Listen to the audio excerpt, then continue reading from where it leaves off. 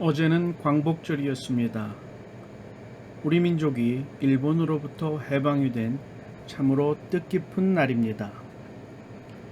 성경에서도 이스라엘 민족이 애굽으로부터 해방된 날을 기념하여 유월절로 지키고 있습니다. 우리 그리스도인들은 무교절 다음 날을 주님께서 우리를 죄로부터 구원하시기 위해 십자가에 달리시고 부활하신 날로 기념하여 부활절로 지키고 있습니다. 유월절은 유대인들에게 가장 중요한 날이고 그리스도인들에게는 부활절이 가장 중요한 날이라 할 수 있습니다. 왜냐하면 이날 모두가 하나님의 은혜로 구원받은 날이기 때문입니다. 구약 성경을 보면 유월절을 단순히 애굽에서 자유케 된 광복절로만 지키는 것이 아닙니다. 그날은 자유의 날임과 동시에 이스라엘이 하나님의 백성으로 변화되는 출발점이 되는 날이기도 합니다. 그래서 유대인들은 유월절을 자신이 노예에서 선민이 된, 즉 하나님의 백성이 된 가장 중요한 날로 지키는 것입니다. 또한 부활절 역시 우리 성도가 자유케 된 날입니다. 우리를 억압하고 있던 죄로부터 예수 그리스도의 보혈로 말미암아 자유케 된 날이 바로 유월절입니다. 그리스도의 십자가가 없었다면 우리는 여전히 죄의 노예로 남았을 것이고 아직도 죄의 늪에서 헤어나지 못한 채 죄인으로 죽음의 골짜기를 헤매이는 가엾은 신세였을 것입니다. 그러기에 자유케 되는 것은 너무나 행복하고 기쁜 일입니다. 그리고 그날은 너무나 즐거운 날이며 너무나 행복한 날입니다. 그래서 자유케 되는 것, 그것은 모든 인류에게 있어서 가장 중요한 일이 아닐 수 없습니다. 특히 그리스도인들은 주님께서 자신의 모든 것을 다 드려 우리를 자유케 하셨기 때문에 필연적으로 자유를 갈망할 수밖에 없고 억압이나 속박에 저항할 수밖에 없습니다. 이러한 근원적 성향으로 인해 일제식민지 시절 민족 해방을 위해 목숨을 걸고 싸웠던 이들 중에 많은 사람들이 기독교인이었습니다. 우리나라 최초의 선교사였던 아펜잘라의 경우 비록 그 신학은 보수적인 복음주의 신학이었지만 그가 한국에 들어와 복음을 전하였고 그의 중심에는 항상 그리스도인의 자유에 대한 뜨거운 마음이 있었기에 그는 열정적으로 학교를 세우고 또한 민족이 올바로 세워질 수 있도록 적극적으로 도왔습니다. 그는 미국에서 돌아온 서재필과 함께 독립신문을 운영하였고 배제학당을 통해 많은 민족 지도자들을 양성하였습니다. 독립은 정초식 당시 배제학당 학생들은 조선가, 진보가, 독립가 등의 창가를 제창했다고 전해집니다. 이 노래는 2013년 전 미주 한국대사관 문화홍보원장인 이현표 씨에 의해 베를린에서 구입된 The Korean Repository에서 발견되어 세상에 알려집니다. 세 번 접힌 이 종이에는 조선가, 독립가, 진보가가 순서대로 적혀 있었고 여백에는 환호라는 제목에 만세 만세 만만세 우리 성주 만만세 천세 천세 천천세 독립협회 천선세 랄랄라 PCS라고 적혀 있습니다. 그리고 마지막에 PCS 호랑이라고 마지막에 담겨져 있습니다. 이 PCS는 당연히 배제 스쿨의 이니셜이고 호랑이는 배제학당의 마스코트로 보입니다. 이처럼 구한말 그리고 일제강점기 시절 많은 기독교인들은 누구보다도 먼저 신앙을 통해 자유에 대한 중요성을 깨닫게 되었고 식민적으로부터 해방되는 것이 하나님의 뜻에 합당한 것이며 선한 일이라고 여겼습니다. 그래서 그것을 위해 그들은 목숨을 바쳐 노력하였습니다. 그래서 한국교회는 태극기 독립, 충군 애국을 강조하는 민족교회의 정체성을 가진 교회가 될 수 있었습니다. 그렇다면 왜 광복, 즉 해방되는 것이 그렇게 중요한 것일까요? 단지 정치적으로 외세의 억압으로부터 자유케 되었으니 기쁘고 행복하다는 의미일까요? 성경은 그렇게 이야기하지 않습니다. 자유는 바로 우리 모두가 다 하나님 앞에 피조물이며 하나님의 사랑에 속한 존재임을 인정하는 것입니다. 어느 누구도 사람 위에 군림할 수 없고 권력을 통해 억압할 수 없다는 것입니다. 왜냐하면 생명은 너무나 소중하고 귀한 것이며 그 모든 생명은 하나님께 속한 것이기 때문입니다. 세상의 사람의 생명보다 귀한 것은 없습니다. 그 안에 하나님의 숨이 담겨 있기에 한 생명 한 생명 모두 소중하고 귀중한 존재입니다. 우리의 생명이 너무나 귀중하기에 하나님께서는 독생자 예수 그리스도를 보내시어 그분을 십자가에 달게 하실 만큼 우리의 생명을 소중하게 여기셨습니다. 그러기에 생명을 가벼이 여기고 자신의 욕심을 채우기 위해 억압하고 억누르는 것은 하나님의 뜻과는 반대가 되는 행동입니다. 특히 한 나라를 식민지 삼고 그 백성을 수탈하고 억압한다면 그것은 기독교의 정신의 관점에서 볼 때에 결코 선한 일이라 할 수 없습니다. 실제로 우리나라가 일제 식민지 시절 참으로 많은 어려움이 있었습니다. 몇몇 학자들은 당시 발전된 일본의 산업 체계와 정치 체계가 도입이 되어서 우리나라가 근대화되는 데에 많은 도움이 되었다고 주장하기도 합니다.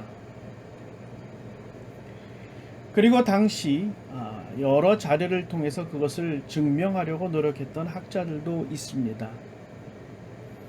문제는 이들이 사용한 자료들이 부정확한 것이었고 실제로는 일본이 조선을 지배함으로 조선의 근대화는 왜곡되고 발전은 지체되었음이 증명되었습니다.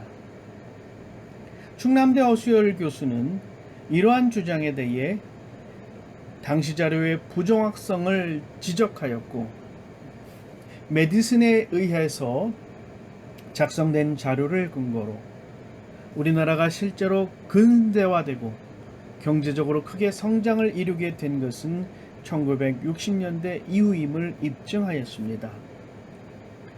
그는 일제강점기에 조선인은 정치적으로 무권리 상태였으며 사회적으로 불평등한 소득 분배로 계층 간 그리고 민족 간 그 격차와 차별이 극심하였다고 지적하였습니다. 또한 문화적으로 말과 글 역사, 심지어 이름까지도 말살되는 큰 고통을 받았다고 그는 말합니다. 그러기에 정치, 사회, 문화적인 측면에서 봤을 때에 한국 사회는 식민지 체계를 청산하면서부터 본격적으로 근대화의 길에 들어서게 되었다고 그는 주장합니다. 이처럼 자유케 된다는 것은 그 민족이 실제로 그들이 갖고 있는 원래의 힘을 발현할 수 있는 근거가 됩니다. 자유 없이는 어느 누구도 올바른 자기 개발을 할 수 없습니다. 우리가 너무나 잘 알고 있는 달란트 비유가 있습니다. 한 부자가 자신들에게 종들에게 각각 그들에게 맞는 능력에 맞는 달란트를 주며 그것을 마음대로 사용하게 합니다. 비록 그들은 주인의 종이었지만 그 주인이 떠나며 그들에게 맡겨진 달란트는 그들 자신 마음대로 그들 자신이 주인이 되어서 그것을 사용하고 그것을 쓸 수 있는 그러한 권한을 부여받게 된 것입니다. 그랬을 때 어떤 일이 벌어졌습니까? 5달란트와 2달란트를 받은 종은 열심히 일을 했습니다. 자신이 주인이 되어서 그것을 가지고 열심히 일하여서 배가 되는 결과를 얻었습니다. 그러나 1달란트 받은 종은 어떠했습니까? 주인이 멀리 떠났고 그에게 1달란트에 대한 모든 권한을 부여했음에도 불구하고 그는 자기 스스로에 대한 주인이 되지 못했습니다. 아직도 노예 상태로 남아 있었고 그것을 벗어나지 못하므로 그는 아무것도 하지를 못했습니다. 심지어 주인이 그에게 너는 한 달란트에 대한 주인이다라고 말하였음에도 불구하고 그는 아무것도 하지 못하고 결국에는 주인으로부터 책망받는 종이 될 수밖에 없었던 것입니다. 이처럼 자유케 된다는 것은 우리를 완전히 새롭게 합니다. 죄로부터 자유케 된 우리는 창조된 원래의 모습을 회복할 수 있고 그 모습으로 세상을 섬기며 하나님께서 원하시는 거룩한 열매를 맺을 수 있습니다. 이전에는 우리는 죄의 노예였고 이전에는 우리는 어둠의 자식이었습니다. 그래서 우리는 어둠 속에 헤매이며 아무것도 할 수 없었고 앞으로 나아갈 수 없었습니다. 그러나 하나님께서 자신의 모든 것을 들여 우리를 구원하시고 우리에게 빛을 비추이심으로 우리는 하나님의 사람이 될 수 있었고 하나님의 사람이 되어서 하나님께서 우리에게 맡겨주신 그 달란트를 사용하여 세상을 섬기며 세상에 하나님의 뜻을 전할 수 있는 거룩한 사역을 부여받은 하나님의 사람이 될 수 있었던 것입니다.